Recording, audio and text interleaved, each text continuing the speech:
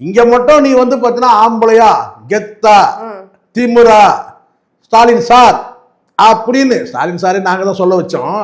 கொஞ்சம் மோடி சார்னு சொல்ல பார்ப்போம், அமித்ஷா சார்னு சொல்ல பார்ப்போம். சொல்ல மாட்டேன்.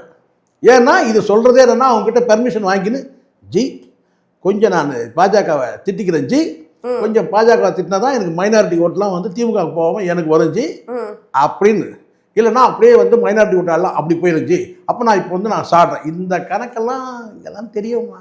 மோடி, ஸ்டாலின், அப்புறம் வந்து எடப்பாடி, இன்னும் இருக்கிற கூட்டணி கட்சி தலைவர்கள் எல்லாரும் சேர்ந்து த்ரீஷாவுக்கு ஃபோன் போட்டு நீங்கள் வந்து கல்பாத்தி அகோரம் கல்யாணம் இருக்கு, நீங்கள் ஜோடியாக போங்க விஜய் கூட அப்படின்னு சொன்னாங்களா?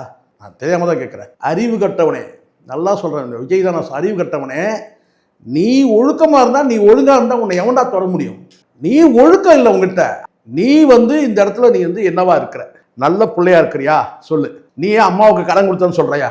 அவர்தான் பெத்த பிள்ளையிலே கடன் கொடுத்து. இந்த இடத்துல நீ வந்து நீ என்னவா இருக்கிறடா முதல்ல அது சொல்றா. முதல்ல நல்ல தகப்பனா இருக்கிறியா? நீ நல்ல தகப்பனா இருந்தாக்கா அந்த பெண் குழந்தை உன்னை விடுவாங்களா? ஆனால் எப்போ அப்பா வந்து பார்த்தீங்கன்னா தன்னுடைய அம்மாவை விட்டுட்டு குடும்பத்தை விட்டுட்டு இன்னொரு பெண்ணோட அவன் ஐக்கியமாகறான்னு சொன்னால் அப்போ வந்து பார்த்தீங்கன்னா அந்த பெண் வந்து ஒத்துக்க மாட்டான்.